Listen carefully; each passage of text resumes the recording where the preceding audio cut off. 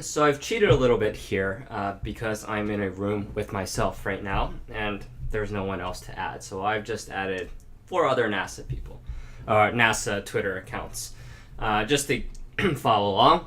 And now what I want to do, and the real power of Twitter for teachers, is to connect with other educators, from different places. And so, and also a kind of news agencies or education news agencies, right? So I'm going to put up a link, I don't know, here, somewhere on this video, of educators that people have recommended. One Twitter in particular put together a list of teachers that she recommends, and as you follow other people, you'll gradually follow more and more people. But I'm going to put that link up so you can use that.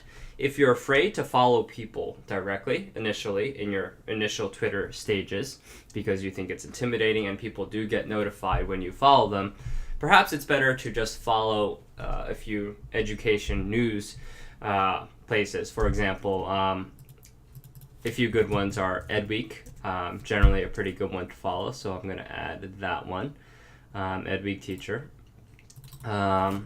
Other ones include Edutopia. They often tweet about their articles that are posted.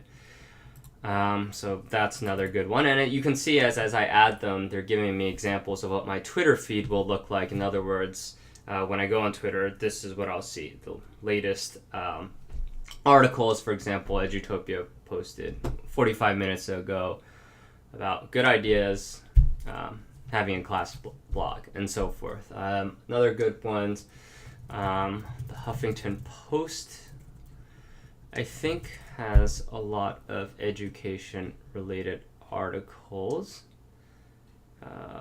They have a education-specific one. It's another good one. And of course, any resources. So for me, for example, as a science teacher, NASA is a great one to follow because I get up-to-date resources. Or maybe I want to follow the NOAA for resources related to that.